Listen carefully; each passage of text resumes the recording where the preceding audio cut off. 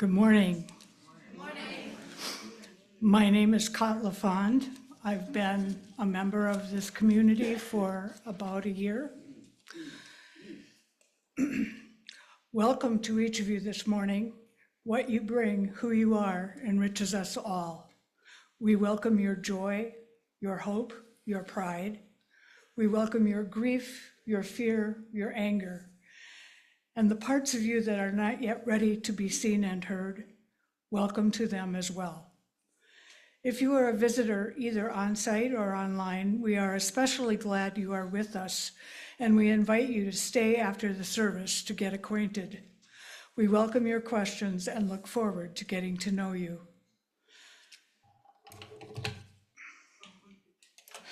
I call your attention to the announcements in your order of service and weekly email, including information about our next soup supper coming up on March 7th.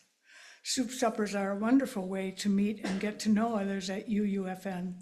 All are welcome, including newcomers. And finally, especially because our worship theme for February is the practice of inclusion, we take time today to read our land acknowledgement. This statement is offered not as a performative gesture, but as a call to action. We, the members of the Unitarian Universalist Fellowship of Northfield, acknowledge the genocide, stolen land, and forced removal of the Wapikuti and other bands of the Dakota people, who for centuries were stewards of the land on which UUFN is located. We commit to building the mindfulness necessary to disengage from participation in the ongoing and unjust legacy of colonialism. We recognize contemporary Dakota people living in our midst and live in our midst and are actively involved in honoring and preserving their ancient wisdom, knowledge, and culture. With this acknowledgement, we as a community commit to help heal this injustice by hearing stories of this place and those who have lived here for generations, to learn about Indigenous history, and to advocate for just public policy that impacts Indigenous people. We pledge to take action to support Indigenous peoples as we live together in Minnesota Makoche. This is one way we as a congregation have committed to the practice of inclusion.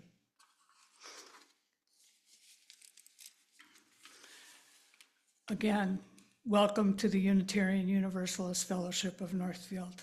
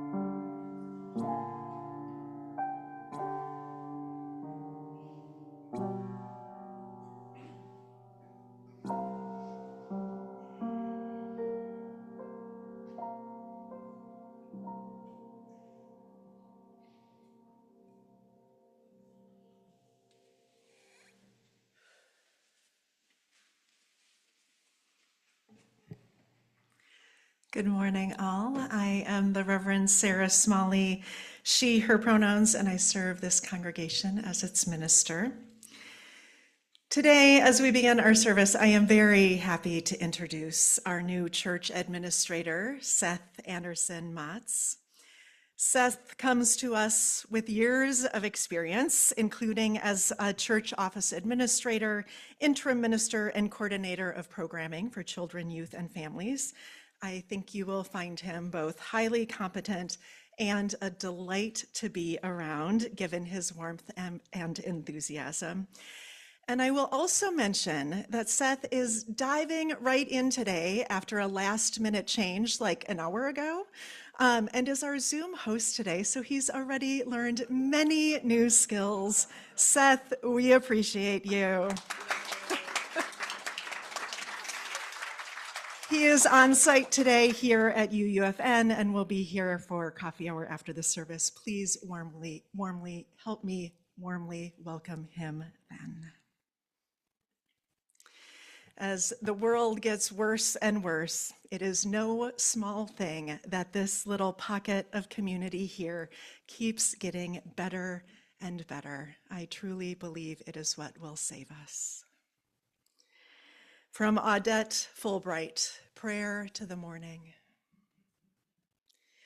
Did you rise this morning, broken and hung over with weariness and pain, and rage tattered from waving too long in a brutal wind? Get up, child. Pull your bones upright. Gather your skin and muscle into a patch of sun. Draw breath deep into your lungs. You will need it, for another day calls to you. I know you ache. I know you wish the work were done, and you and everyone you have ever loved were on a distant shore, safe and unafraid.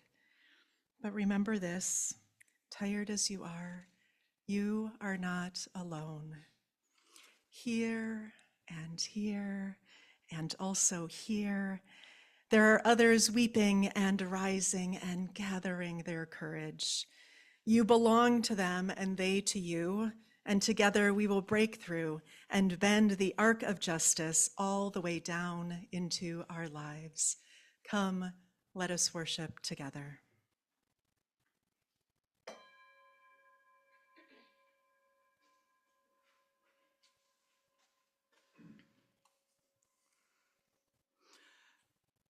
The flaming chalice is the symbol of Unitarian Universalism, a beacon of hope, love, and justice. We light our chalice in solidarity with thousands of other Unitarian Universalists lighting chalices this morning in worship spaces across the globe, reminding us that we are part of a great community of faith and love. Please join me in speaking the words for the lighting of the chalice, which are different than our regular ones as we bring this symbol of our faith to life together. Love is the spirit of this church, and service is its law. This is our great covenant, to dwell together in peace, to seek the truth in love, and to help one another. Please rise in body or spirit for our opening hymn, number 131, Love Will Guide Us. We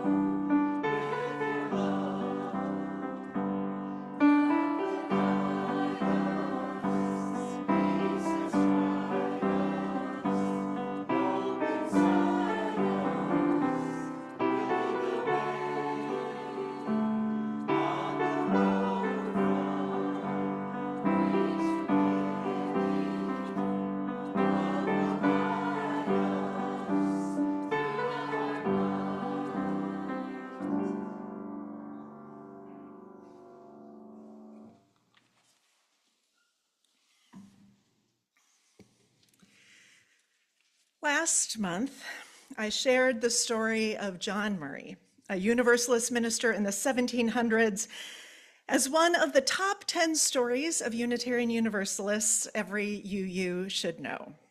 Today, I want to share another one of those stories of a spiritual ancestor, a story that speaks to the timeless spiritual themes of doubt and courage and what happens when we believe in each other. This is the story of Olympia Brown. Olympia Brown was the first woman ordained in the United States by a denomination, the Universalists, in 1863. Brown was born in 1835 in Michigan to a zealous Universalist family in the best possible way, Universalists that believed in education for all, no matter the gender or race, political and economic equality, and an expansive vision of God's love. She dedicated herself to expanding the rights of women in both the religious and the political spheres. She was a minister and a suffragette. I count her among my most beloved spiritual ancestors. I call on her courage still. She grounds me in our faith's history and reminds me of my own possibilities. As you might imagine, the path to ordination for Olympia Brown was not an easy one in the 1800s. First, she had to simply find a college that would accept a woman, and after many refusals, she finally was able to attend Antioch College in Ohio. And then after graduating from there, she had to find a theological school that would accept her. She was denied by many seminaries of the time, unfortunately, including what would eventually become my alma mater, Meadville Theological School, who stated that they felt it was just too great of a risk to admit a woman. But eventually, the Universalist Divinity School at St. Lawrence University begrudgingly admitted her, stating they didn't actually think women should be ministers, but that they would leave it to others to decide. But Olympia enrolled. After graduating, she turned her attention to trying to convince men in power to see her as a religious leader worthy of ordination. Men who were worried that ordaining women would bring down the price of preaching,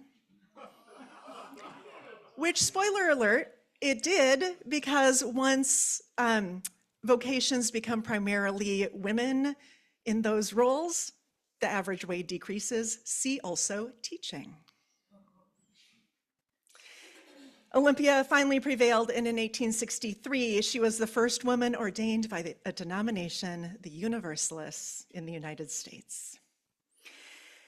And as if that weren't enough determination, amid all of those towering roadblocks firmly put in place by the patriarchy, Reverend Olympia Brown had to deal with the fact that while her truths were strong, her voice was weak, literally weak. And this was a time with no microphones. As one biography of Brown notes, one of Brown's first challenges at divinity school was her high, thin voice. For amusement, her classmates, all men, would gather under her window and recite her sermons to her in high falsetto voices. Boo.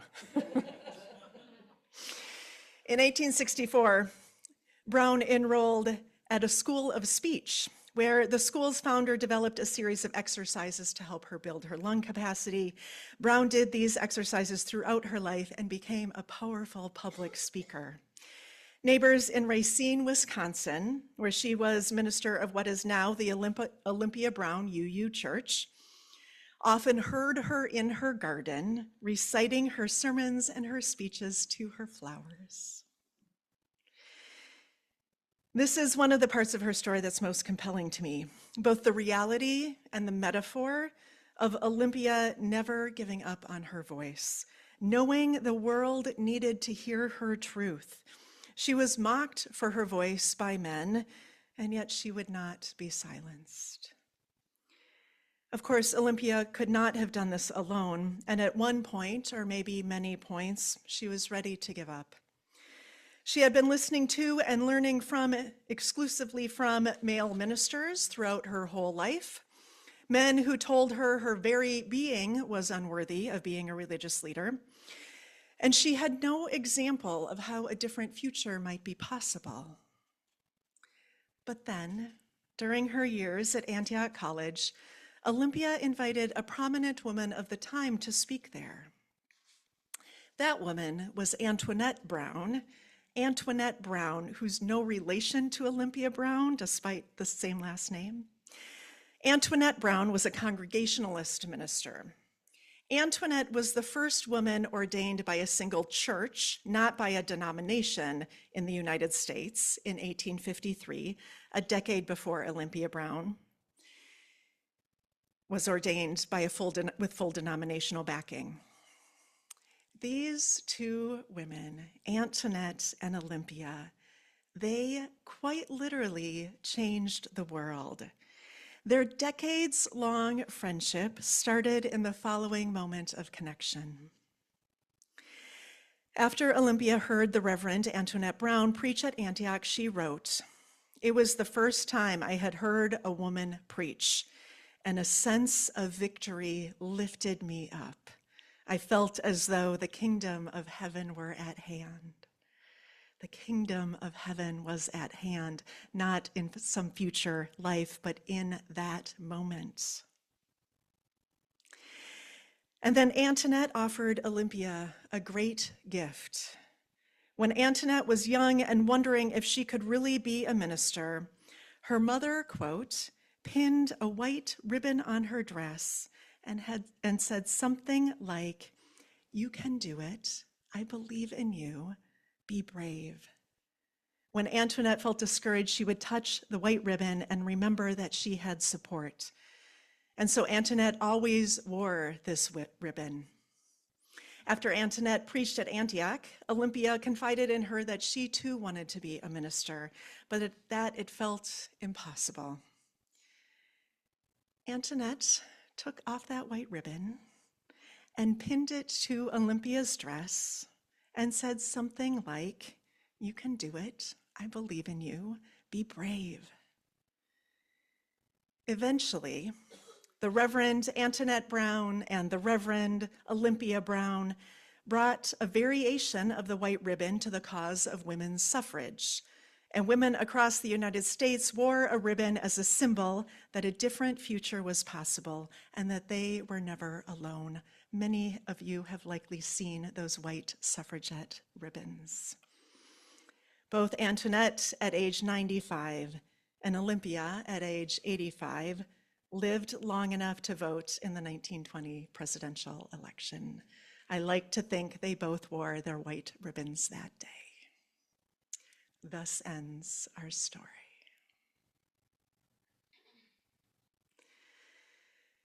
We now turn our attention to our time of connection and reflection as we light our candles of community.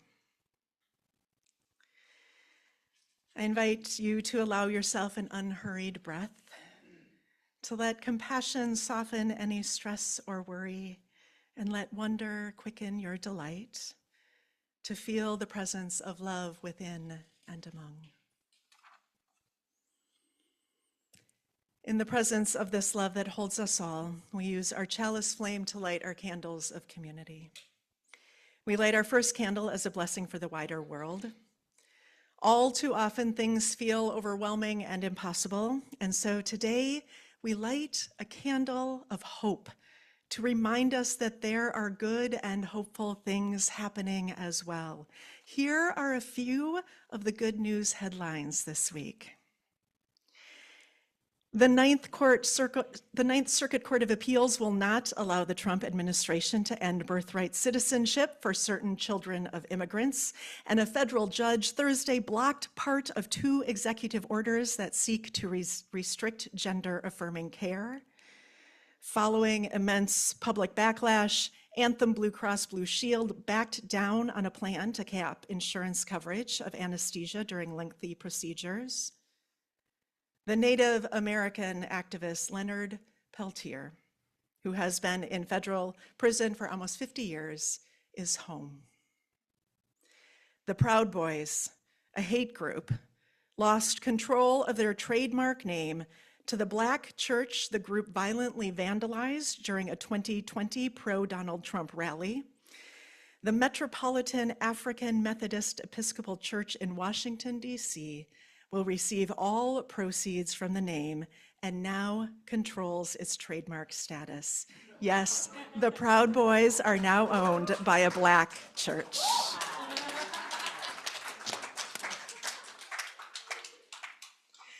May we be reminded all is not lost and that it matters what we do. Good news doesn't just happen, it happens because people push back against bad news. May we be counted among them.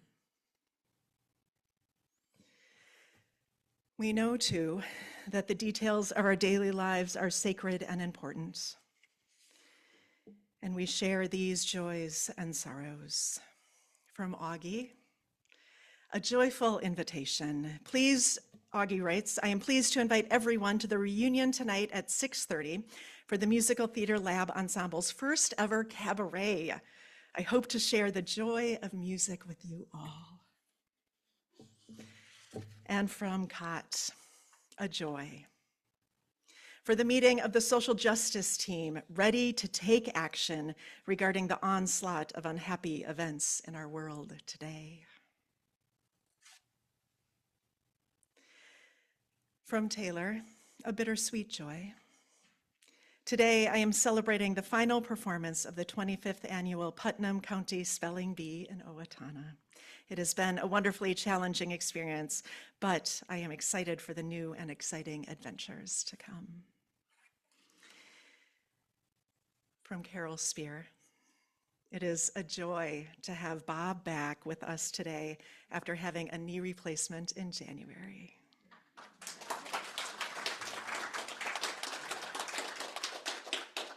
From Sue Coleman, my husband's Social Security card was one of the older ones that had printed on it for Social Security purposes, not for identification.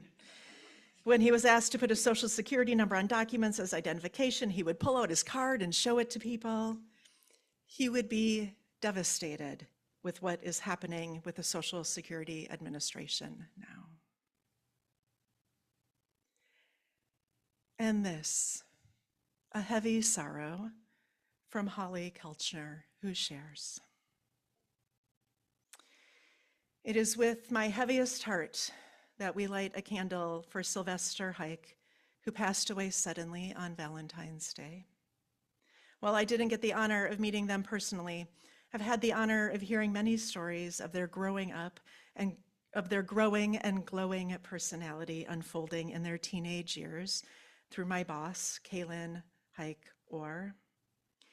This loss is felt throughout my office at CERC, the Carleton community where both of Sylvester's parents have worked for over a decade, and within the wider Northfield community, as Sylvester had many friends as a high school junior.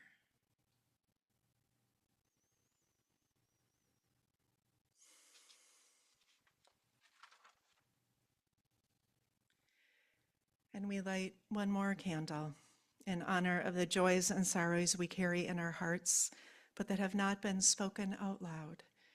And we move into a time of silence that we might hear what love is trying to tell us.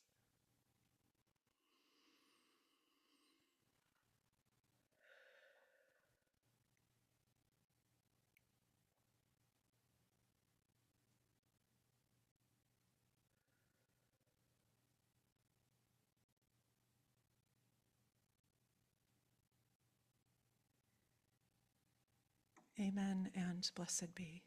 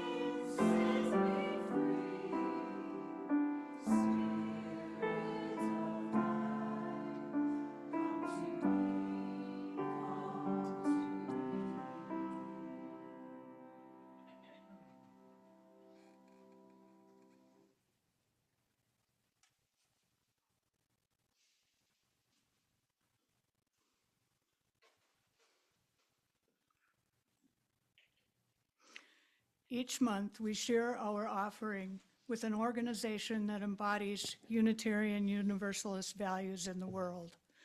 This month's recipient is Rice County Neighbors United. Neighbors United supports the growing refugee and recent immigrant community in Northfield. Our donations today are a tangible way we invest in the cultural diversity of Northfield and offer support to those in our community who are targeted by the threat of mass deportations. You may put cash or a check in the basket or donate online from our website, uunorthfield.org.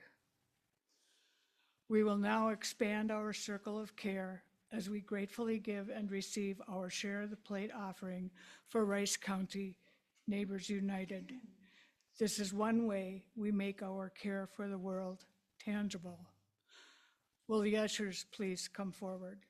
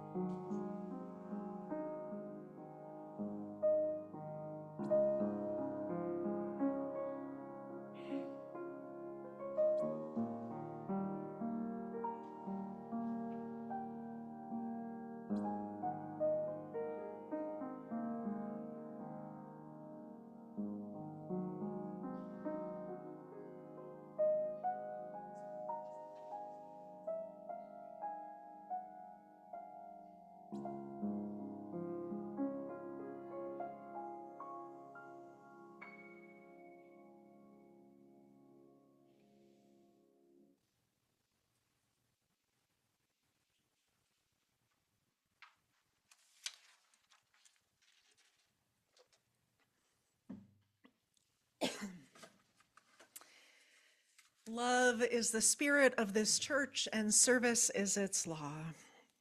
Our chalice lighting today began with that well-beloved passage adapted from the words of Reverend James Villa Blake, a Unitarian minister in Evanston, Illinois in the late 1800s. Many Unitarian Universalist congregations have used those words, number 473 in the gray hymnal, as part of their worship service for generations. Love is the spirit of this church, or to make it more applicable to this gathered community instead of the one William Blake wrote it for in 1894, love is the spirit of this fellowship. It is no small thing to start a worship service claiming and proclaiming love as the animating force in a gathered community, the energy that connects and inspires us at our core.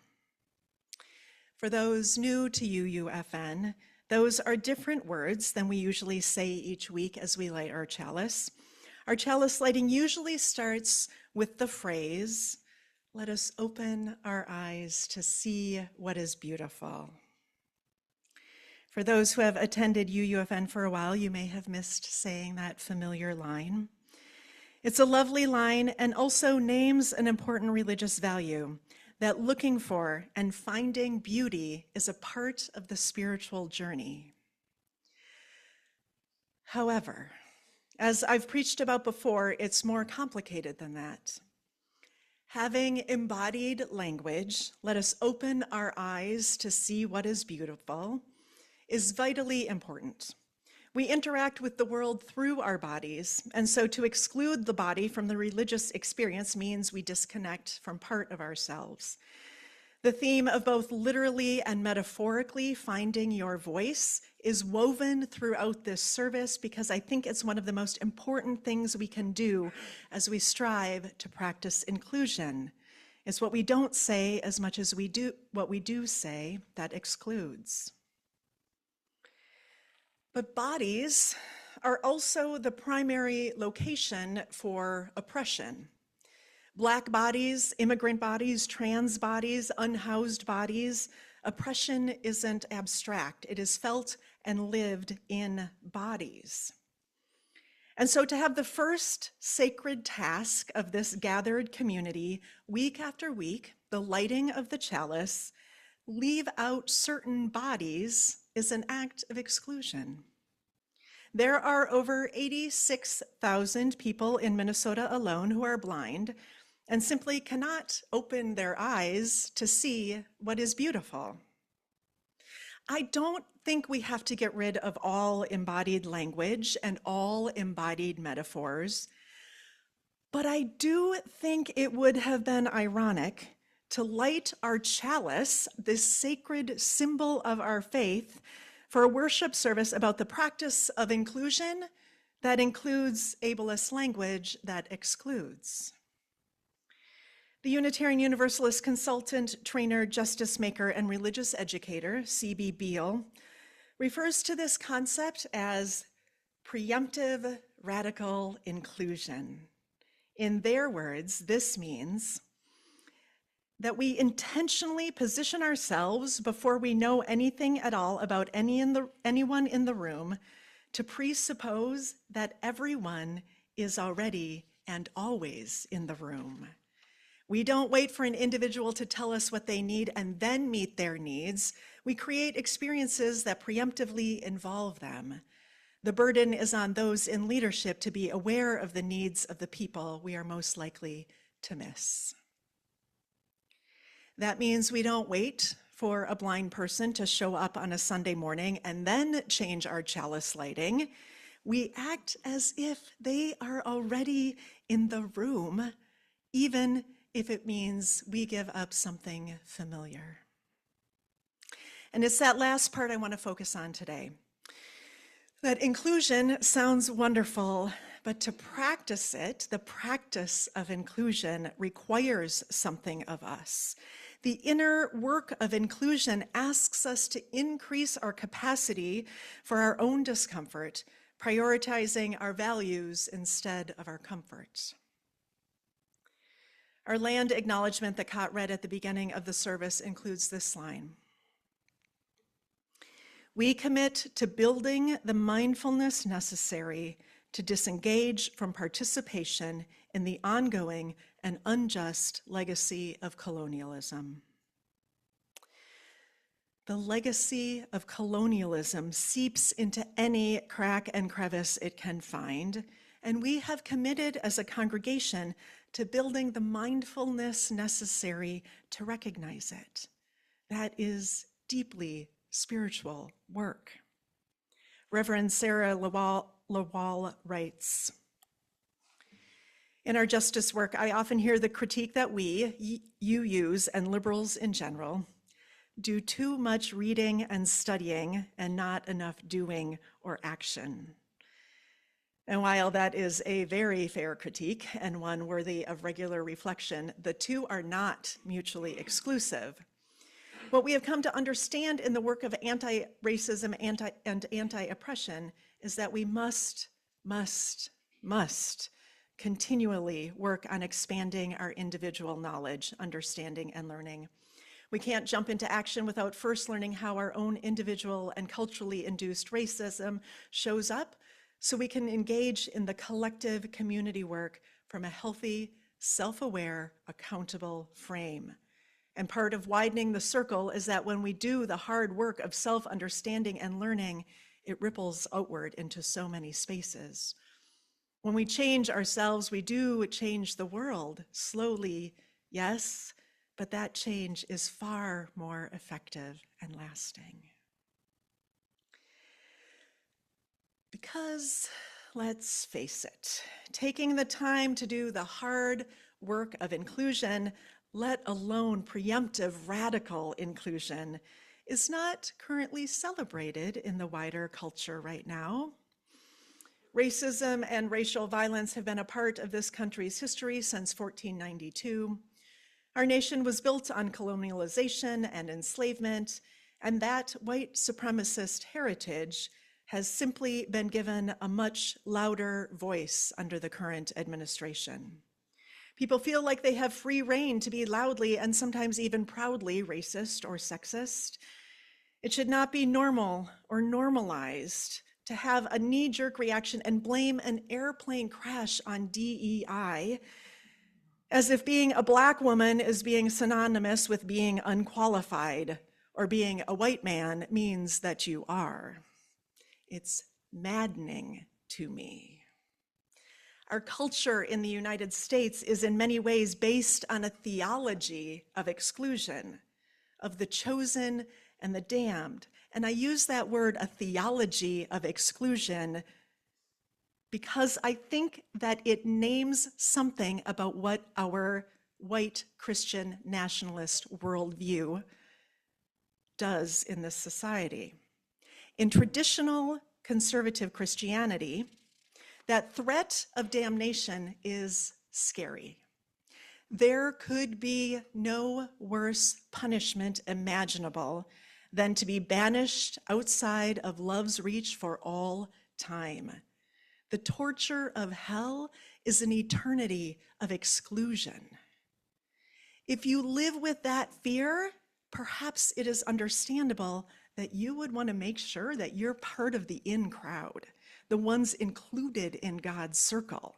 I would want to make sure I and people like me go to heaven, so it is safest to believe people who are nothing like me are the ones who are less deserving of love, easy to exclude in this life, because I hope I'm not hanging out with them down there in the next. In other words, exclusion of people who aren't like me becomes a way for me to feel safe. If they are the ones damned to hell, I will be chosen for heaven and can escape the eternal torment of feeling like I am outside of love's embrace. Franciscan friar and ecumenical mystic Richard Rohr writes, "Sadly, the history of violence and the history of religion are almost the same history. Religion can sometimes create very violent people who ensconce themselves on the side of the good, the worthy, the pure, the saved. They project all their evil somewhere else and attack it over there." Cole Arthur Riley, founder and author of Black Liturgies, puts it this way: "Exclusion operates by the same rule of mutuality as welcome, for exclusion harms both the excluded and the excluder. If you are the hands of exclusion for long enough, you learn acceptance only at the hands of someone else's exile. Exclusion hurts both the excluded and the ones doing the exclusion." To be clear, I have compassion for people who think this way and live with a fear of eternal exclusion. Religious trauma is real. But I have no tolerance for that kind of toxic theology that divides and damns, especially because it harms so many people. But ours offers another way, a theology of inclusion. Ours has been a theology of inclusion for hundreds of years, imperfectly applied sometimes, but it has always been part of our religious DNA as Universalists. Historically, that meant there was universal salvation, that no one would be sent to hell. Today, it still means that at the heart of who we are, we believe no one is outside of love's circle, which means we don't have to jockey our way to be included in it. No one is outside of love's circle, and that includes you, which means you already belong, you are already loved. Our Universalist ancestors like Olympia Brown continue to teach us there is no one guarding the door to heaven, waiting to kick you out. There is only the task of creating heaven on earth where everyone knows they are included. But here's the complicated thing I learned about Olympia Brown a few years ago. She was indeed a brilliant and ardent Universalist minister who preached about a wide and expansive love, and she was a brilliant and ardent suffragette who worked tirelessly to ensure women gained the right to vote. But she used her voice to fight primarily for the rights of white women. She supported a system, a theology, where lip service was paid to God loving everyone, but decades of political action and will left Black women out of love's circle. Even Universalists then, and even Unitarian Universalists now, can exclude. Even when we think we're practicing a theology of inclusion and we talk about love for everyone, we can still exclude. We commit to building the mindfulness necessary to disengage from participation in the ongoing and unjust legacy of colonialism. This is the work. We still orient our congregations towards whiteness, towards straight cis culture, towards an able-bodied worldview, towards educated middle and upper class social norms. We still orient our congregations to the status quo and who is already included, too often centering those who are already at the center. As C.B. Beale says, if we say inclusion, but we mean we have something that is perfect exactly the way it is, so you should come join us and fit in, that's not inclusion, that's conformity. That's privileging those already in the inner circle. Disability rights advocate Russell Lehman offers this image. Inclusion isn't about being invited to sit at someone's table. It's about building a new table together, where each person's voice and presence matter equally. The act of inviting often means implying a subtle power dynamic, as if someone is granting permission to belong. But true belonging isn't something that can be granted. It's something that should emerge naturally from a shared understanding and mutual respect. Great. Yes, let's do that. Let's practice preemptive radical inclusion here and work on our capacity to set aside what is familiar for what is truly inclusive. But what do we do in the wider world where DEI is demonized, where the voices of exclusion hold the microphones and it's hard to hear anything else? Because as anti-racism educator and writer Chris Krass says, our goal is not to have white people sit alongside a person of color so as to affirm that those white people aren't racist. Our goal is to build and be part of beloved community, united to end structural oppression and unleash collective liberation. Our goal is to end structural oppression and unleash collective liberation. That's a massive goal. But instead of getting overwhelmed, get connected. Get connected to your breath and to others doing the work. Connect with art and creativity, with nature and beauty. Connect with your senators and your representatives. And most of all, find your voice.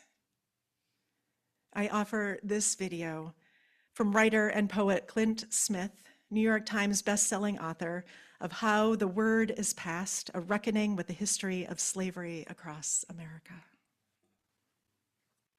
Dr. Martin Luther King Jr., in a 1968 speech where he reflects upon the civil rights movement, states, "In the end, we will remember not the words of our enemies, but the silence of our friends." As a teacher, I've internalized this message. Every day all around us, we see the consequences of silence manifest themselves in the form of discrimination, violence, genocide, and war. In the classroom, I challenge my students to explore the silences in their own lives through poetry. We work together to fill those spaces, to recognize them, to name them, to understand that they don't have to be sources of shame. In an effort to create a culture within my classroom where students feel safe sharing the intimacies of their own silences, I have 4 core principles posted on the board that sits in the front of my class, which every student signs at the beginning of the year. Read critically, write consciously, speak clearly, tell your truth. I find myself thinking a lot about that last point, tell your truth. And I realized that if I was going to ask my students to speak up, I was going to have to tell my truth and be honest with them about the times where I failed to do so.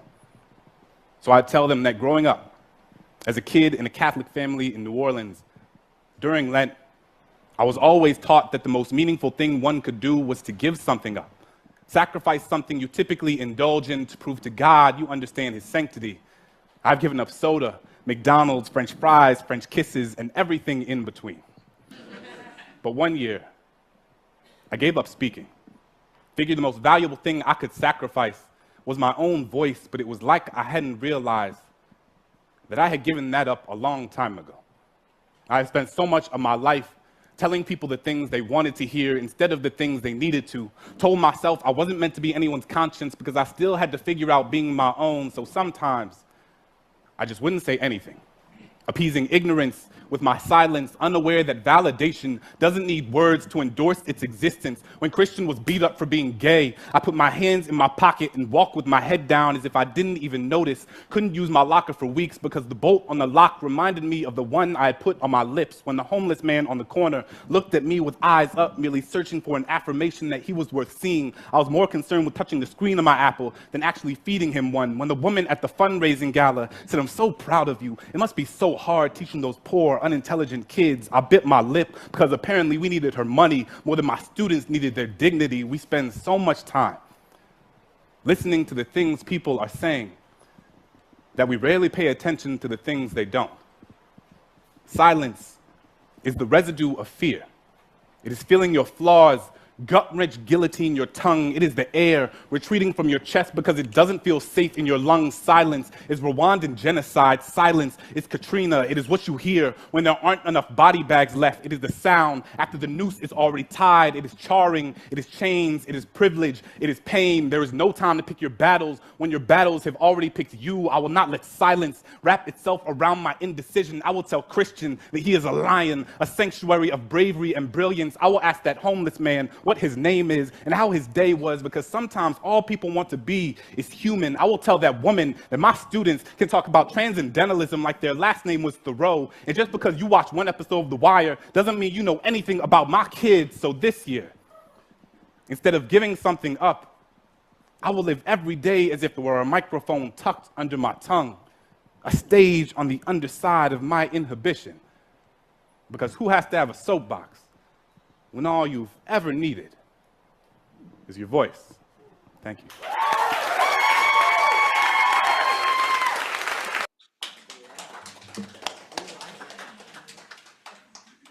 I watched that like, I was going to say 10 times, like 30 times, and it still gives me chills. Silence is the residue of fear.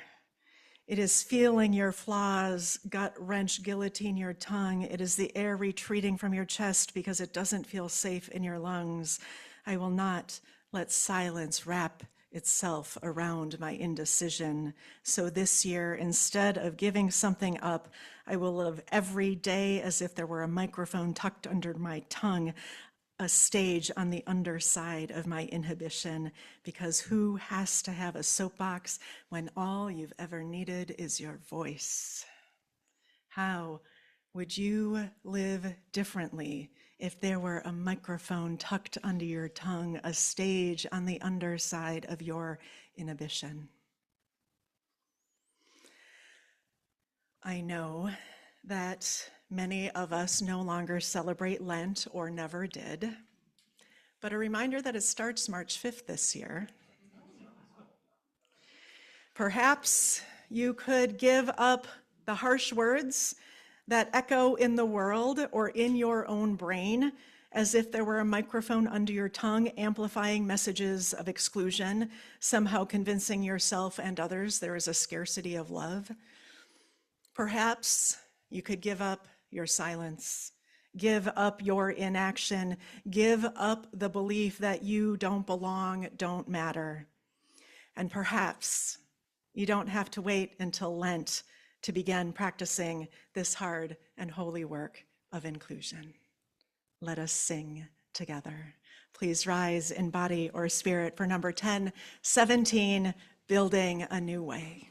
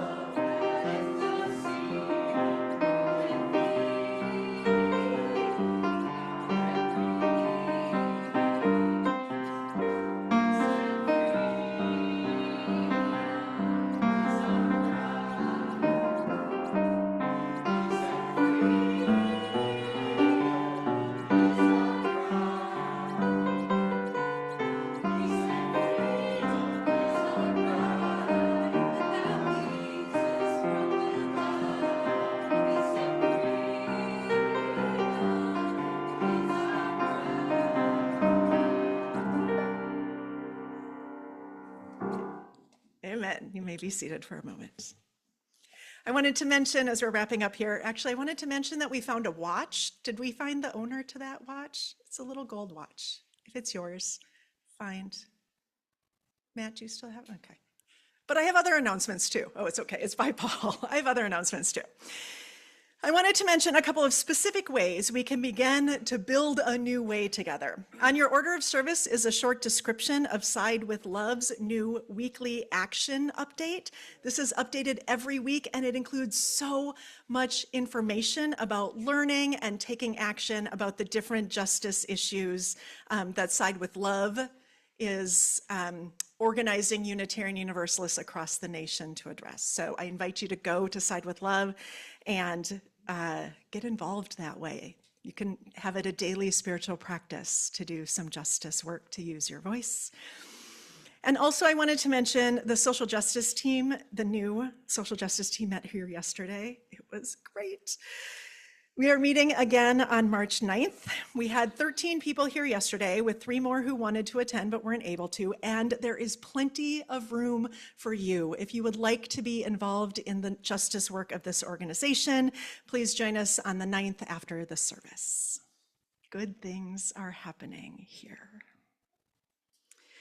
Our closing benediction is from Deborah Hafner.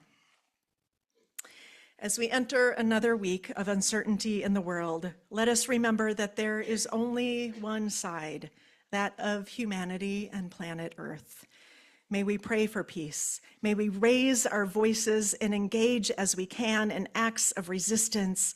And may we remember to take very good care of ourselves, each other, and all that we love.